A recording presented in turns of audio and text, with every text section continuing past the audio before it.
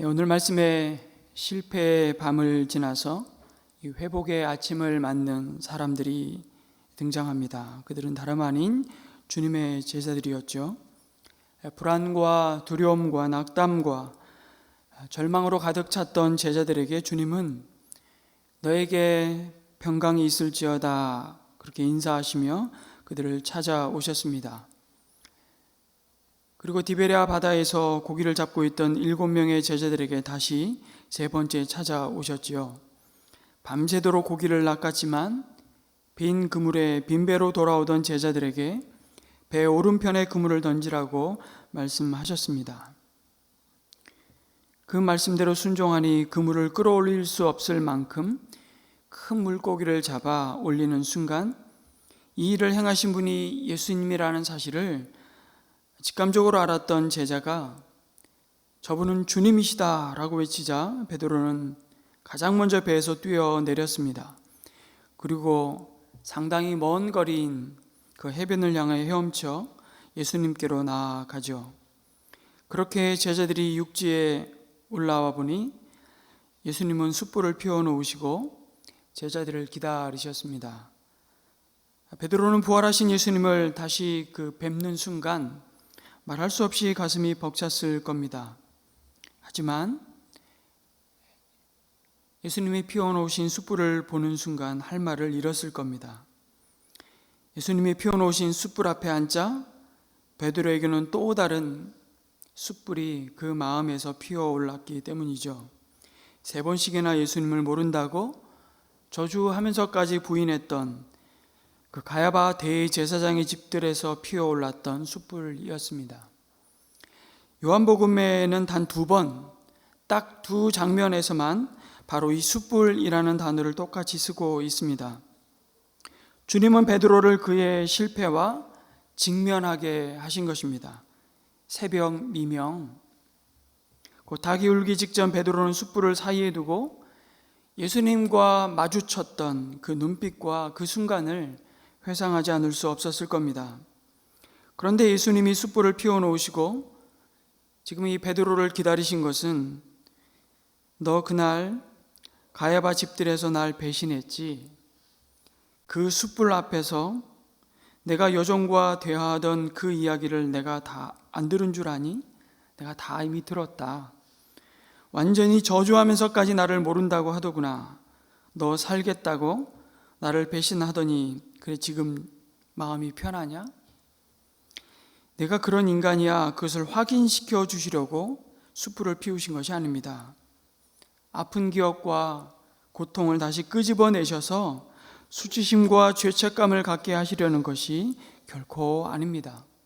오히려 그 수치와 아무도 모르는 그 죄책감과 두려움으로부터 베드로를 치유하시기 위해서 주님은 숯불을 피워 제자들을 기다리셨던 것이죠. 특별히 베드로를. 주님은 지금 의도적으로 베드로를 그의 아픈 과거와 직면하게 하시는 것입니다. 그 상처를, 그 두려움을 회복하지 않으면 나를 따르라. 내가 너로 사람을 낚는 어부가 되게 하리라는 내 양을 먹이고 내 양을 치라고 말씀하시는 사명의 자리로 나아갈 수 없기 때문입니다. 그 상처가 치유되지 않으면 잘 나가다가도 결정적인 순간에 넘어지고 마는 것이죠. 그러니 사명을 감당할 수 없는 것입니다. 사단은 우리의 그 연약한 부분을 너무 잘 알고 계속 건드리기에 우리는 그 과거를 또 곱씹고 또 후회하며 자책하는 것입니다. 주님은 베드로 안에 있는 그 두려움을 보셨습니다. 어떤 두려움입니까?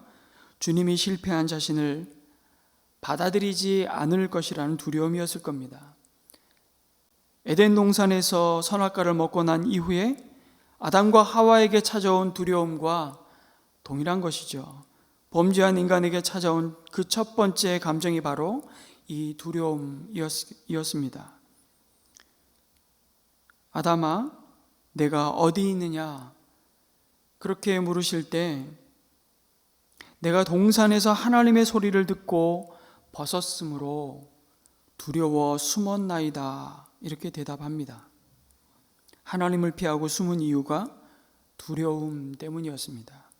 버림받을까 하는 두려움, 하나님의 진노 아래 내 생은 이렇게 끝날까 하는 두려움, 거절당할지 모른다는 두려움, 나를 싫어할 거라는 두려움, 그리고 수치심에서 비롯된 두려움이 그 범죄한 인간에게 찾아온 바로 그 두려움이었습니다. 이런 두려움에 사로잡히면 더 이상 주의를 할 수가 없는 것입니다. 그런데 그 두려움과 수치심을 하나님은 가죽옷을 지어 입히심으로 덮어주셨습니다.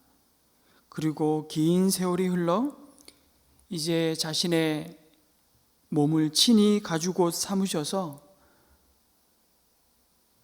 수치와 두려움에 떠는 죄인들에게 입히시고 죄와 사망의 권세를 이기시고 부활하신 예수님이 갈릴리로 찾아오신 것입니다.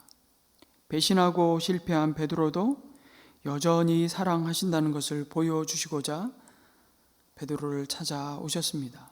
그 사랑이 변함이 없다는 것을 알려주시고 숯불을 피우시고 기다리셨습니다. 여러분, 그처럼 오늘 우리가 하나님 앞에서 예배 드릴 수 있는 것도 우리를 감춰주신 은혜, 참아주신 은혜, 다시 믿어주신 은혜 때문임을 여러분 믿으시기 바랍니다. 하와이 코나에 예수전도단 열방대학이 있습니다. 거기서 사역을 하고 있는 댄 바우만이라는 분이 계시는데요. 이분이 쓴 두려움을 바라보는 새로운 시선이라는 책에서 9개월 동안 이란의 감옥에 갇혀서 두려움과 직면했던 자신의 이야기를 들려줍니다. 이분이 1997년에 중앙아시아 여러 나라의 선교지를 알아보기 위해 갔는데 이란을 잠시 방문했다가 붙잡혔습니다. 이란에서 출국 절차를 밟는데 이민국 직원들이 나오더니 아무런 설명도 없이 여권을 압수하고 끌고 간 것이었습니다. 잠시 확인하는 절차 여건이 했는데 그게 아니었던 것입니다. 어두운 조사실로 끌려가 3시간 동안 신문을 당하는데 제대로 대답을 하지 않자 발로 차고 뺨을 때리고 심하게 구타가 시작된 것입니다. 이분이 갑작스러운 상황에 너무 두려워 쇼크가 오는데 치아가 멈출 수 없을 정도로 부딪히면서 방광이 터질 것만 같았다고 합니다. 이후에 그는 다시 다른 건물로 끌려갔는데 거기서 소지품을 다 빼앗기고 옷도 죄수복으로 갈아입힌 후에 독방에 감금되었습니다. 이분이 하나님을 신뢰해야 한다는 걸 알면서도, 머리로는 알면서도 그 순간은 전혀 그런 생각이 들지 않더랍니다. 며칠을 그렇게 독방에서 지내는데 평생에 그토록 두려웠던 적은 없었다고 고백합니다. 왜 안 그렇겠습니까? 물 한 모금도 마시지 못했음에도 15분 간격으로 밤새 화장실을 갔고 식사를 넣어주기는 했지만 전혀 먹지 못했습니다. 몸은 계속 떨리고 눈물은 하염없이 흐르는데 하나님이 자신을 버리셨다는 생각이 자꾸 들면서 희망이 보이지 않더랍니다. 그렇게 감옥에서 2주가 흘렀습니다. 그런데 적응이 되기보다 오히려 절망감이 더 깊어졌습니다. 아침에 잠이 깨면 더 이상 살아야 할 이유가 없다는 생각이 찾아오면서 여기서 나갈 방법은 오직 자살밖에 없다는 생각이 지배하기 시작했습니다. 두렵고 절망적인 이 상황을 끝내는 것은 스스로 목숨을 끊는 것밖에 없다는 생각을 사단이 계속 불어넣기 시작한 것이죠. 그래서 어떻게 죽으면 좋을지를 고민하면서 방을 둘러보기 시작하다가 방법을 찾아냈습니다. 세면대에 물을 채우고 머리를 박아서 어떻게 하는 방법이었는데 이분이 정말 실행에 옮기게 된 것입니다. 1시간마다 경비를 도는 간수가 방 앞을 지나간 것을 확인하고 세면대에 물을 가득 받고 자살 시도를 했는데 첫 번째 시도에서 실패를 했습니다. 그런데 어떤 소리가 귀에 들렸냐면 넨 다시 빨리 해, 빨리. 그럼 조금만 있으면 넌 영원히 행복해질 거야. 그런 속삭임이 계속 들리는 것입니다. 그래서 두 번째 또 시도를 했는데 또 실패했습니다. 그렇게 세 번째, 네 번째 시도를 한 후에는 실패하고 바닥에 누웠는데 그런 자신의 모습이 너무 수치스러워 펑펑 울기 시작했던 것이죠. 그래도 자신이 선교사이고 예수전도단의 강사이고 리더인데 이런 모습을 주님 앞에 보인 것이 너무 죄송하고 또 두려움에 완전히 사로잡혀 떨고 있는 자신이 너무너무 부끄러웠던 것입니다. 그런데 그 순간 뭔가 방이 바뀐 것 같은 느낌이 들기 시작했습니다. 평소보다 방이 더 밝아졌다는 느낌을 받고 뒤를 돌아보는데 이분의 표현에 의하면 거기에 예수님이 서 계셨고 그 얼굴은 영광으로 빛나고 계셨다고 주님의 환상 가운데 나타나신 것이었습니다. 예수님의 모습이 형언할 수 없을 정도로 아름다운 모습이셨다고 그 주님께서 이렇게 손을 뻗으시면서 마치 자신의 마음을 어루만지시는 느낌이 들었는데 나는 내가 이 일을 감당할 수 있게 할 것이라는 음성을 들은 것입니다. 그 음성을 들은 후에 곧바로 환상이 사라졌습니다. 그런데 환상만 사라진 것이 아니라 자신 안에 있던 두려움까지 다 사라졌습니다. 사랑 안에 두려움이 없고 온전한 사랑이 두려움을 내어 쫓는다는 그 요한 사도의 말씀이 이분 삶에서 그대로 이루어졌던 것이죠. 하나님이 자신을 버렸다고 생각했는데 친히 찾아오셔서 여전히 사랑하고 있다는 걸 보여주셨으니 그 사랑에 이분이 압도당해 버린 것입니다. 그로부터 9개월 뒤에 석방이 되었습니다.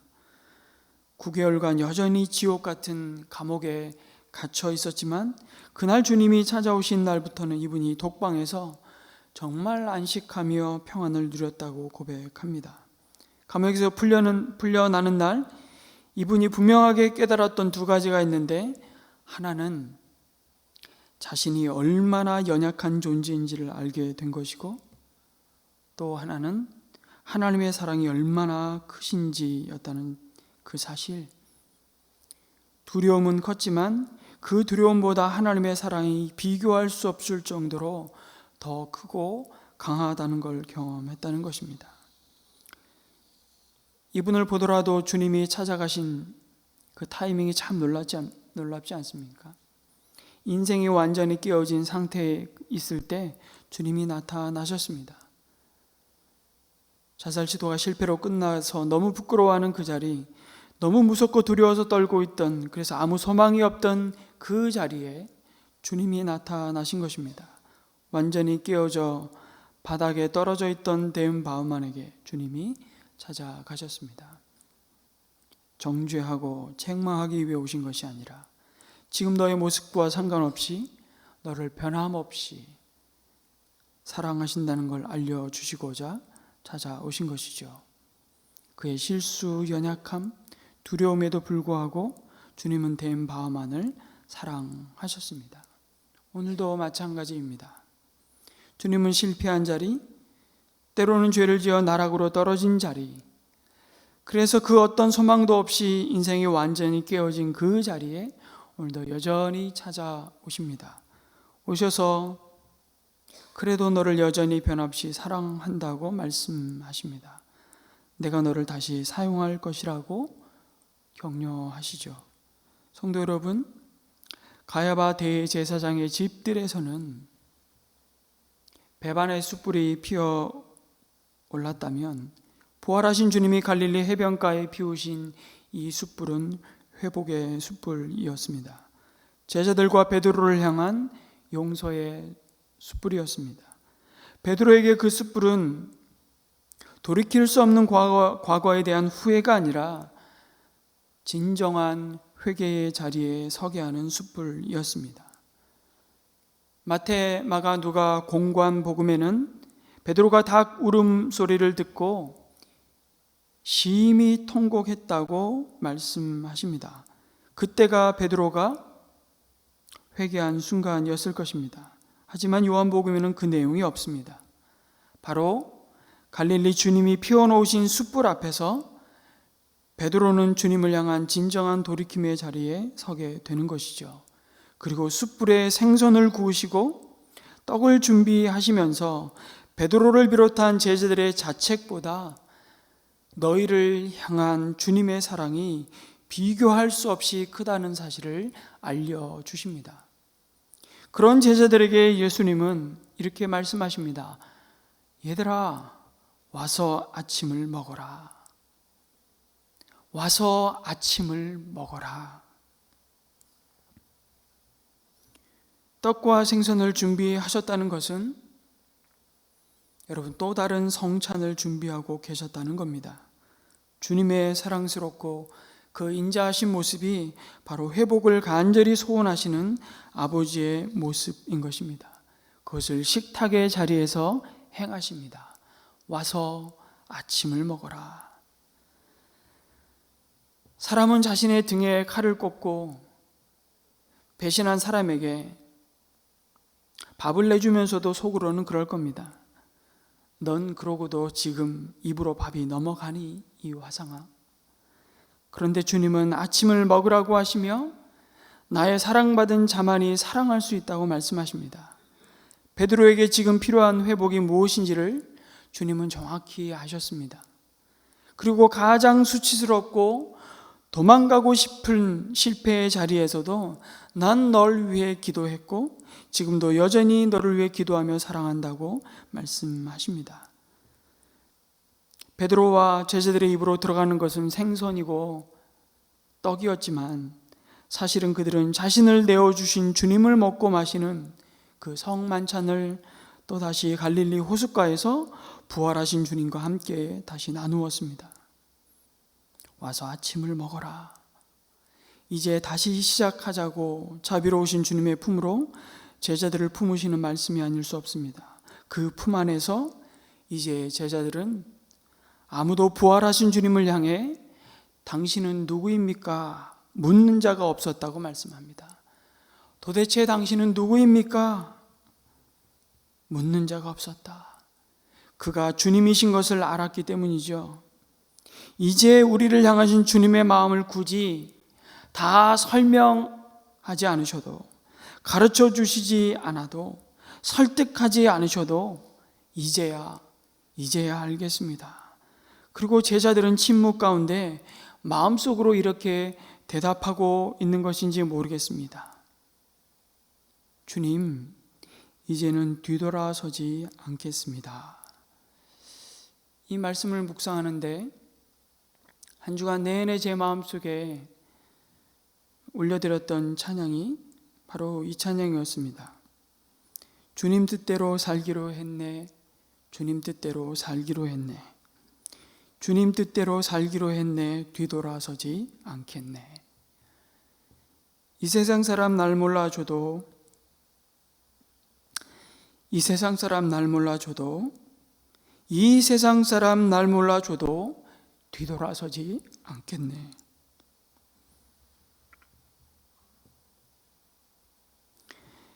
세상 등지고 십자가 보내. 세상 등지고 십자가 보내. 세상 등지고 십자가 보내. 뒤돌아서지 않겠네. 제자들도 그런 마음의 고백을 하면서 주님이 친히 구우시고 마련하신 생선을 그 손으로 받아들지 않았을까요? 식사를 다 마친 후에 예수님은 베드로를 따로 부르셨다고 말씀합니다. 아마도 단둘이 해변을 걸었는지도 모르겠습니다. 베드로는 이제 드디어 주님이 서운함을 드러내시고 자신을 꾸짖으셨겠구나 이렇게 생각하며 마음을 졸였을지도 모릅니다. 여전히 베드로에게 그에게는 하나님 예수님과의 관계에서 풀지 않은 숙제가 있었기 때문이죠. 예수님과 베드로도 두 사람만 알고 있는 그날 밤의 일이 바로 그것입니다.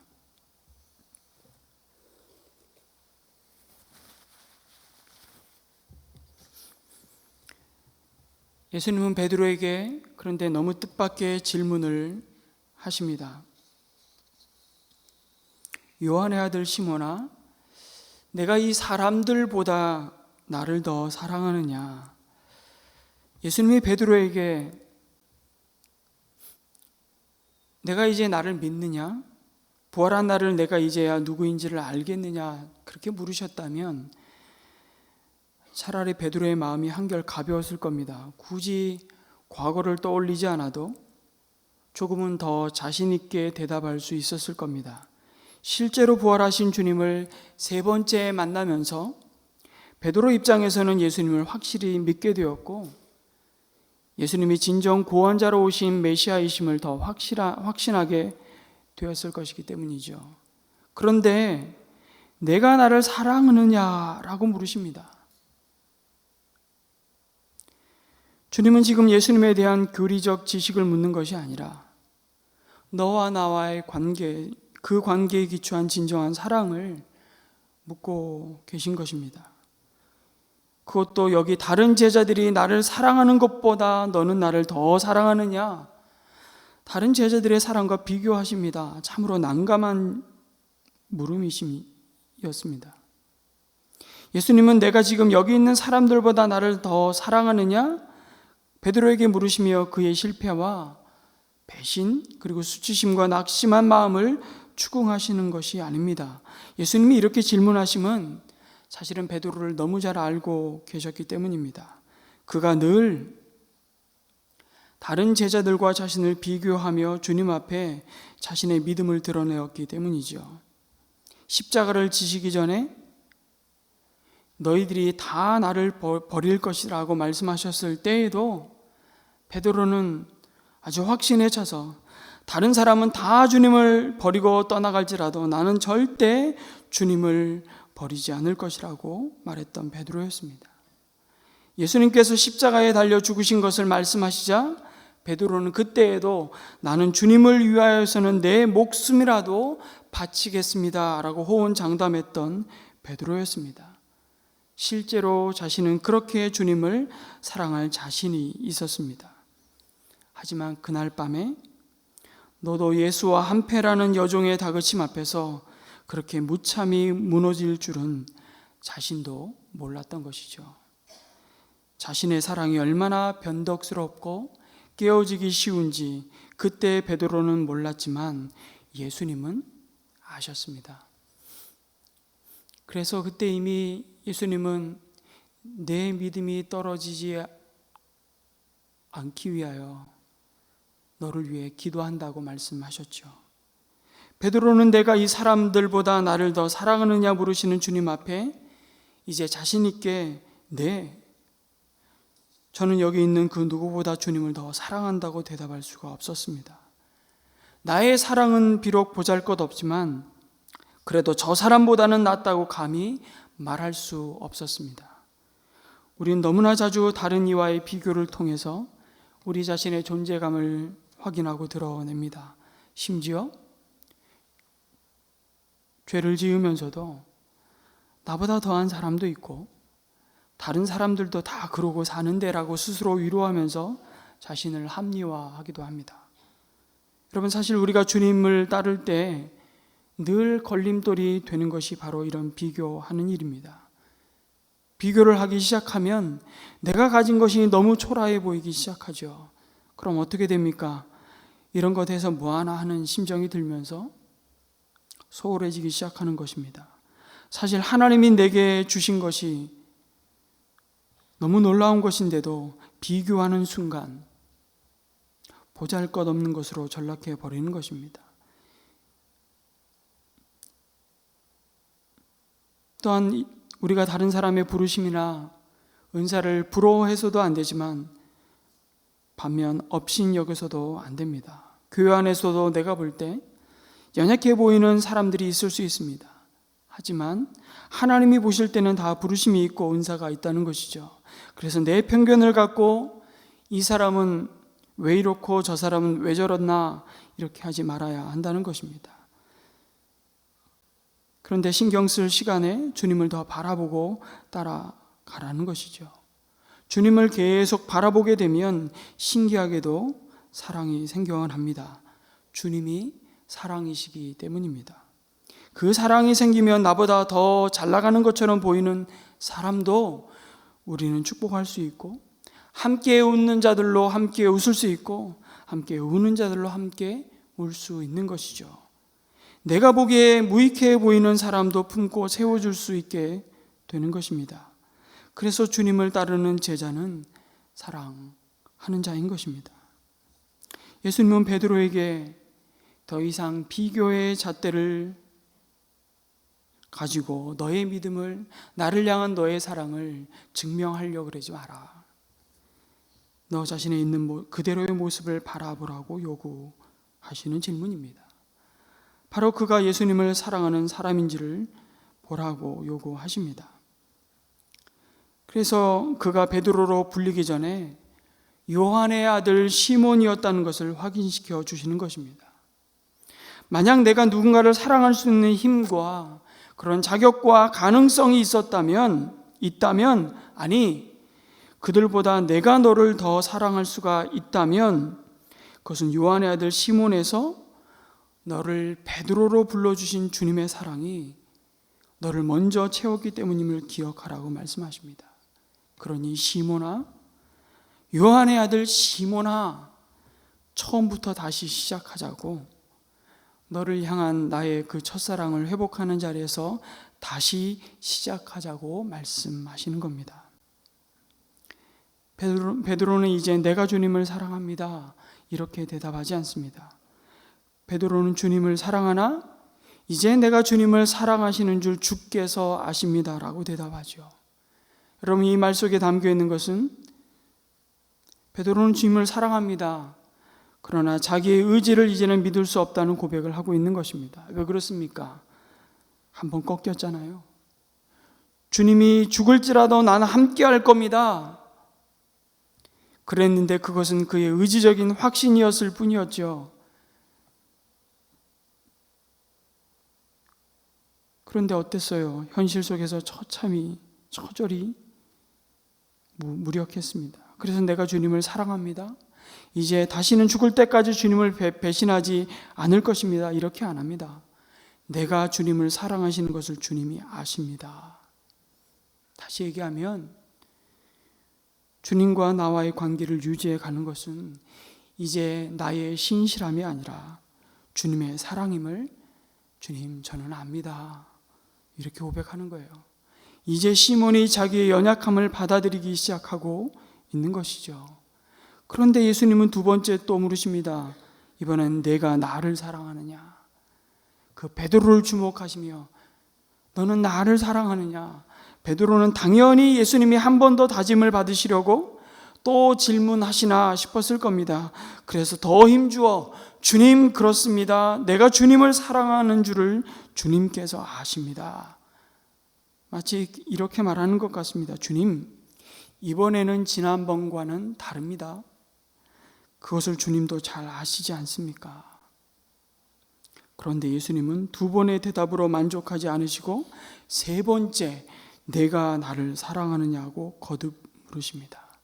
그때서야 오늘 말씀해 보니까 베드로는 세 번이나 물으심으로 불안해서 주님께서는 모든 것을 아십니다 라고 대답합니다. 이게 좀 글로 읽어서 그렇죠. 이 현장에서 주님과 베드로와 나누는 대화를 그냥 내가 그 앞에서 들었다면 아마 많이 다를 것 같아요. 저는 왜 이렇게 예수님은 베드로에게 세 번씩이나 나를 사랑하냐고 물으셨습니까? 주님을 세 번 부인했던 베드로의 실패와 연약함과 수치심의 깊은 골짜기까지 찾아가셔서 그것을 주님을 향한 더 깊은 사랑과 신뢰로 바꿔 가시는 은혜였던 것이죠. 결국 그 세 번의 질문을 통해 주님은 베드로가 그 부끄러웠던 과거에 사로잡혀 있음에서부터 온전히 벗어날 수 있는 기회를 허락해 주셨던 겁니다. 그리고 자신의 실패와 두려움과 그 수치심과 낙심의 자리를 깊이 성찬하는 데서 끝날 자로 베드로를 부르신 것이 아니라 주님의 양을 먹일 자로 세상에서 사람을 낚는 업으로 자신을 이어 세상을 구원하시는 복음의 사명을 감당할 자로 부르셨기 때문입니다. 여러분, 자기의 연약함을 아는 사람만이 비로소 연약함에 휩싸인 내 옆에 두신 그 한 사람을 도울 수 있습니다. 그것을 누구보다 주님 자신이 가장 잘 아셨기 때문에 베드로에게, 저주하면서까지 그를 부인했던 베드로에게 똑같은 3번의 내가 나를 사랑하느냐는 질문을 주심으로 도무지 씻을 수 없는 그 수치와 상처로부터 그 베드로를 온전히 회복시키시는 하나님의 은혜의 자리로 그를 초청하고 계신 겁니다. 예수 그리스도가 세상에서 인간이 겪는 모든 고통을 겪으셨던 뒤에 고통을 당하는 모든 사람들을 도우실 수 있었던 것처럼 말이죠. 그래서 히브리서는 예수님을 이렇게 소개합니다. 히브리서 2장 18절의 말씀을 같이 읽겠습니다. 시작. 그는 몸소 시험을 받아서 고난을 당하셨으므로 시험을 받는 사람들을 도우실 수 있습니다. 이어지는 히브리서 4장 15절에도 우리의 대제사장은 우리의 연약함을 동정하지 못하시는 분이 아닙니다.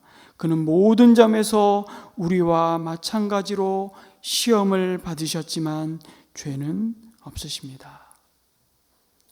그래서 우리에게 중요한 것은 뭐냐면 실패하지 않는 사람이 되는 게 아니라 그 실패한 후에 그 실패를 가지고 하나님 앞에 가서 그것을 가치 있는 것으로 바꿀 수 있냐 없냐가 어쩌면 우리 인생의 가장 중요한 일일 것입니다. 그 연약함을 하나님 앞에 가지고 가서 하나님이 그것을 빛나게 바꿔 주셔야 그때 비로소 우리는 누군가를 도울 수 있는 사람이 되는 것입니다. 그리고 이제 지나간 것은 잊어버리고 뒤의 것은 잊어버리고 앞서 가신 주님을 따라가라고 말씀하십니다. 우리의 신앙생활이라는 것이 무엇입니까? 어쩌면 일생 동안 달리기 하다가 가는 겁니다. 골인이 없습니다. 그래서 믿음의 사람을 바라볼 때 지금 어디에 와 있느냐 하는 것은 그렇게 중요하지 않습니다. 그런데 이 사람이 지금 현재 주님을 따라가고 있느냐, 뛰고 있느냐 아니냐 하는 것은 굉장히 중요합니다. 그래서 두 사람이 갈등하고 있으면 정말 누구 편을 들어주고 싶으냐 하면 지금 뛰고 있는 사람 편입니다. 여러분들도 중요한 것은 지금 뛰고 있게만 하면 되는 것이죠. 잘 믿어보려고 예수님을 닮아보려고 앞서 가신 예수님을 따라가려고 물론 내 자신이 보기에도 아직도 멀었습니다. 아직도 형편없는지 모릅니다. 괜찮습니다. 뛰고 있기만 하면 됩니다. 하나님은 그것을 바라보십니다. 그것을 주목하신다고요.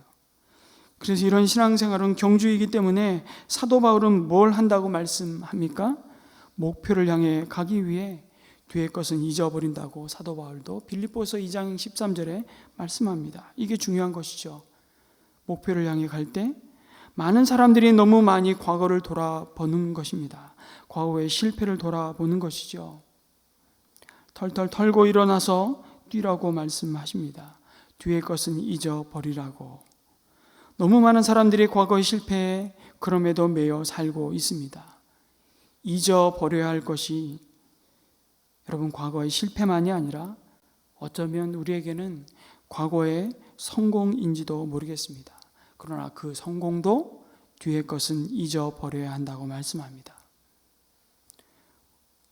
어떤 분은 목사님 그래도 제가 과거에는 새벽기도 한 번도 안 빠지고 젊었을 때는 그래도 교회에서 하는 모든 훈련 다 받아왔습니다. 늘 드리고 싶은 말씀은 하나입니다. 주님도 그럴 것 같습니다. 중요한 것은 지금이야.